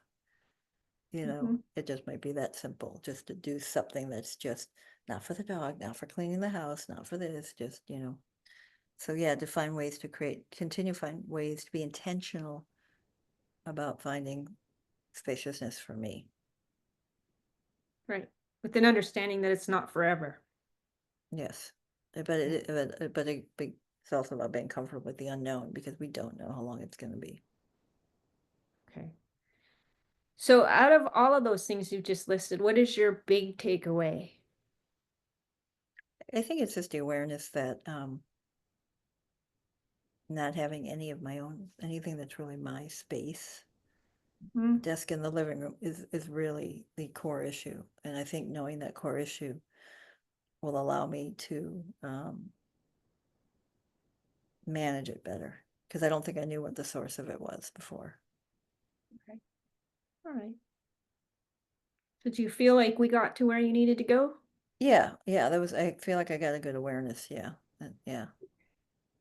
All right. And you're feeling okay? Yes. And all right. There you go. Then thank you very much. Thank you.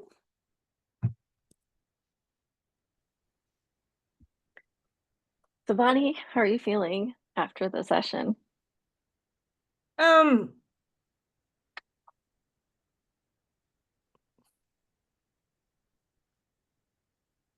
I think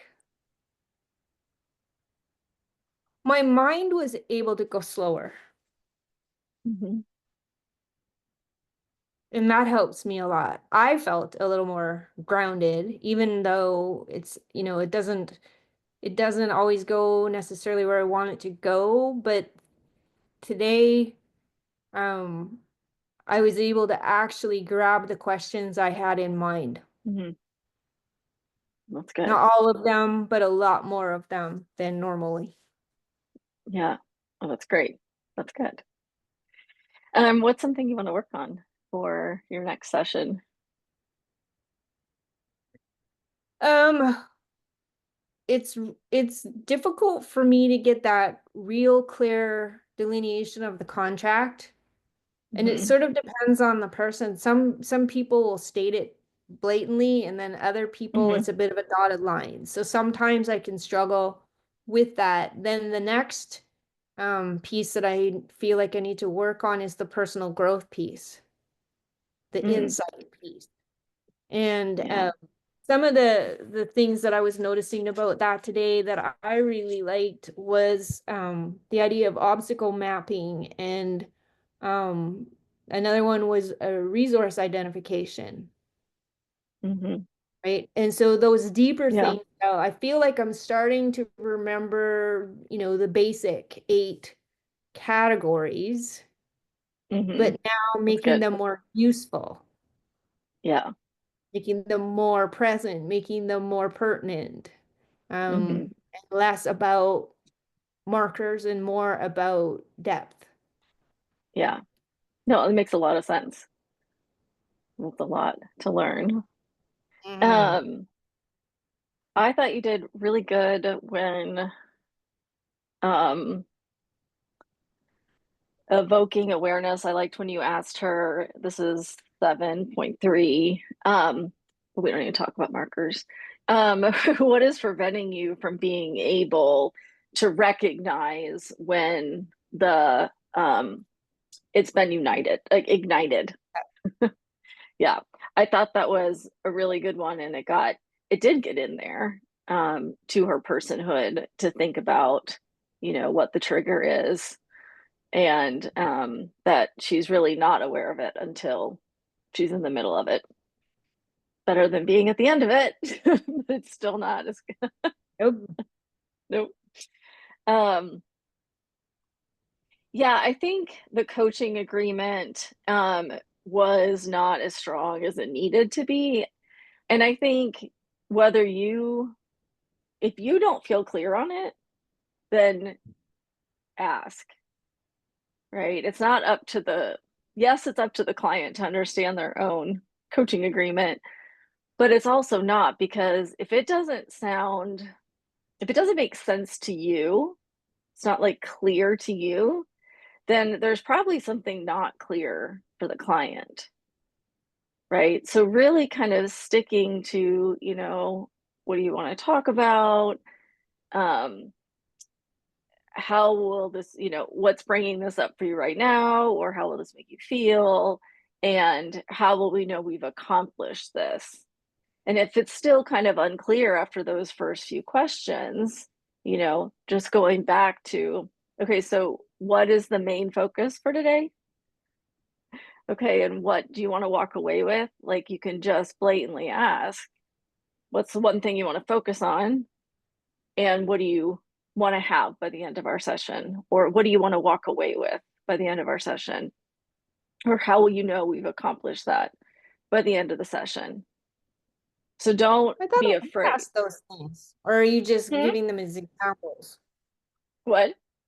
I thought I did ask those things because she said she wanted, I said, well, how will you know? And she said that she would have some Hmm. ideas on. Yeah. So it, like, in this case, she told me why it was important.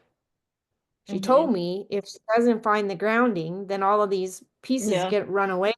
She's got a really important she got a bunch of new important business right now, and she doesn't want that to Yeah. fall down. So it's really important. So she had already Yeah. told me. So for me at that point as a coach Okay. to stop thinking Yeah. and say, and so what's really important about that when she stated it without me asking, to ask for the Right. sake of asking feels disingenuous, Well, if yeah. that made Then you sense. wouldn't ask that. Right. I'm just giving examples then. Like, you wouldn't ask that after Okay. she said that. No. Yeah. But, or Right. if she says that, but it's a Thank little you. bit Whew. cloudy, yeah, or it's a little bit cloudy, then you can Right. just restate it, what I'm hearing you say, is that correct? Right. So you could always, too, if Right. you're not Okay. feeling good about the agreement, or like really like understanding it, summarize it and then ask for, do they Okay. agree? How does that sound? Did I miss something? Something along those lines. Yeah. Right. Okay. Um, and then I really, at the end, I thought this was really good. Client growth was when you asked her, she was talking about meditation and doing more of it. And you said, well, what would that look like besides your daily routine? Because she's saying she already does some of that. So you were calling her out as too strong of a word, but you were kind of challenging her to think about, okay, well, you can't just say, okay, well, I do this. Like, what's this going to specifically look like in these moments of time when the Mhm. fuse is about to be lit or has been lit, and you need to go blow it out. So I Yeah. thought that was a really great question to ask, um, for growth and for her action plan, just for it all to really solidify for her. Yeah. Any questions? Other thoughts?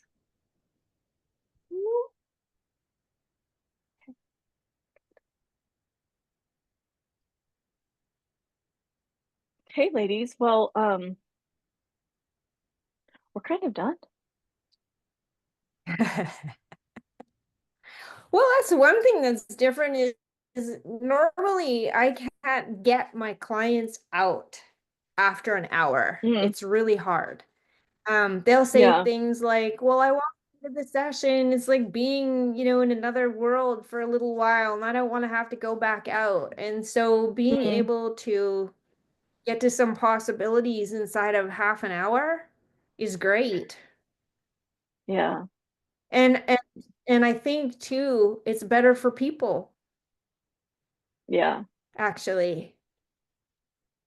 We're overstimulated as it is. Hmm. So that's back to the goal piece, like what would I like to accomplish? So the third piece that I would like to ask to that is just getting it more concise. The Hmm. other is Yeah. people are busy, like executives that are coming and needing to get something done don't have an hour to spend. If somebody cannot get No. across 10 seconds of a YouTube video what they're going to teach me, I'm gone. Hmm. 10 seconds and Yeah. I'm like my fingers hovering over my mouse, right? Like get to Yeah. it. Get to it. I gotta go. I don't have Yeah. time. And so I'm becoming increasingly aware of Hmm. that side of this too. Yeah. And there's also, do we talk about laser coaching? No, not to me. Allison, I do Allison, it, do you know about laser coaching? I do it all the time. Okay. Yeah. I've heard of it, So, I don't mean, know. it's something then for down the road, but it's doing a session in under 20 minutes.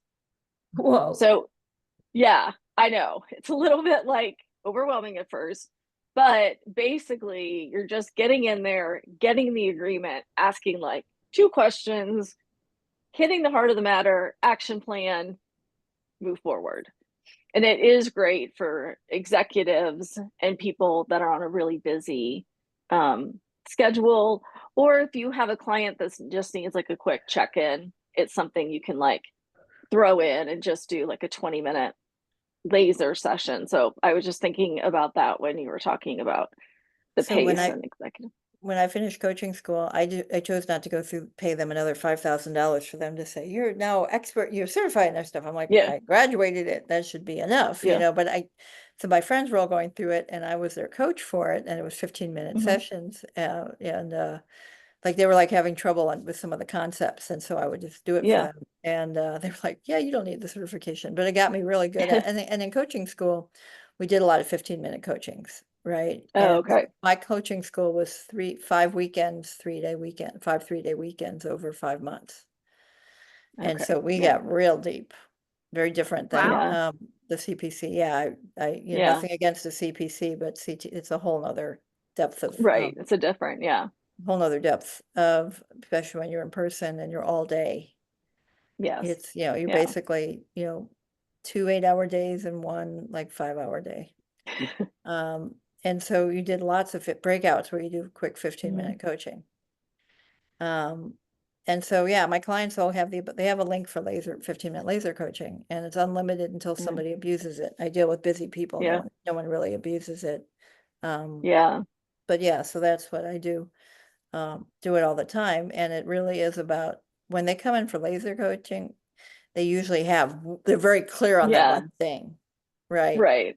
I'll give you an Mhm. example. I have a meeting tomorrow with a person that I'm triggered by, right? Mm. And like I had a client, I'm going to go talk and I'm asking he was asking for more money the next day. He Mm. was so angry. He had so much frustration and entitlement. And I was able to see that and help him with an energy shift before he went in there. And he ended up Mhm. having a protective, that was an example. Or Yeah. someone had a meeting and they wanted to debrief while it was fresh. So they can Yeah. do that. I had a client who during the COVID had to go talk to HR about the Asian hate going on in San Mm. Francisco because she's Asian. Yeah. Her laser coaching turned into an hour-plus session, which I wasn't going to charge for because of, Right. being the human and compassion. But those are things that people Right. have checked in with me for, right? Somebody's like, I gotta have Yeah. that boss that I'm struggling with, I'm talking to them tomorrow. I just want to get Mhm. regrounded, right? Yeah. So I do laser coaching all the time for that. Yeah, that's very true. I've never had someone make a laser coaching appointment and be unsure. Oh, I don't know. Like when people show up sometimes for longer sessions. Yeah. I really like the idea because there was a few times, I'm Mhm. getting ready to go into court and I gotta not be triggered. And the stakes are high, and it would have been so helpful to my heart and my whole body that was Mhm. going through fits walking down the hallways if I could have just had Yeah. somebody just help me remember what it is I'm trying to do, and Yeah. I was able to do it for myself, but it would have been nice. 15 minutes in the Yeah. car before I Do a lot. walked in would have been fantastic. Yeah. That would be a Could great accomplish a lot. service. I Mhm. did once with somebody in their car and we were doing different perspectives. And so we had her change lanes. I had her change lanes and I'm like, okay, so what's the Well, perspective that's from this fine. lane? Because it was like, that was our class was on perspectives, Yeah. right? And, um, the teacher was angry because she was like, you shouldn't be doing that while you're driving. And everybody else in the class thought it was the coolest idea because, Yeah. Yeah. because I was like, okay, so what lane are you in? So what's this lane's perspective? Mhm. And it's like, okay, and then I would either, she didn't have a name. I said, well, what if we called, knowing the situation, what if we called the perspective this shift lanes? Yeah. Okay, so what does this feel like? How does this show up? And Mhm. then it's like, okay, then we do one more lane. We did 3 lanes, and then it's like, well, which lane do you want to drive the rest of the way in? Mm. That's cool. That's I really like good. that. Yeah. Mhm. I'm Dumb sure, teacher. pardon me? I was like, that's a dumb teacher. I shouldn't say that, but She had some issues with me. She had some issues oh, with me. It was yeah. weird. I think she didn't like that I didn't like fall for Follow the her. rules. Oh, bullshit. Well, yeah, she just, I don't know. I had to report her at one point when I was an assistant, back at class. She treated 2 of us really shitty, the assistants Mm. really shitty, and I had to report her and the other guy. And they were Yeah. like, yeah, because she's passed away since then. I mean, she was good at what she did, but yeah, she just, for some reason, I was a nails on the chalkboard for her, I think. But Mm. the other woman too was like already a certified coach, and the fact that the way they treated us very subserviently and disrespectfully. Mm. So yeah, but everybody else in the class, and I still think it was one of the funnest things was Yeah. we were supposed to have, homework was to have somebody try on different perspectives. So to do it in the Yeah. our lanes, I thought was great. I mean, obviously you want your Yeah. client in a place where they're not worried about traffic, but this was Right. just a homework assignment, right? Yeah. Right. Exactly. And it's such a visual that Mhm. you Yeah. could use. She'll never Yeah. forget it. Yep. No, she hasn't. Yeah. Good. Well, ladies, why don't we end a little early? Allison can Okey-doke. take a walk or do something for herself. Bonnie, you can decompress after I I'm said. going to the gym. Oh, that's right. You can go to the gym. Going to a hot bath. It's freezing Nice. here right Yeah. I'm doing interval training, and then if I have the energy, 50 flights of stairs afterwards. But yeah, Why wouldn't you? because I did a massive hike. Yeah, because I did a massive hike yesterday. I'm teasing. Mm. Yeah, Okay. Well, I'm gonna go take some cold medicine. I am. no, feel better. Yeah, so I'm gonna go do that, and it's already 8 my time, so I can go to bed early. But Okay. I will see you guys on Thursday. Wednesday. Nope, Wait, Wednesday. Wednesday. Yep, let's make it Wednesday. Yeah, Okay. that'll be better. Cheryl will like that a lot. Okay, bye-bye. Thanks, Okay, bye. ladies. Bye. Bye-bye.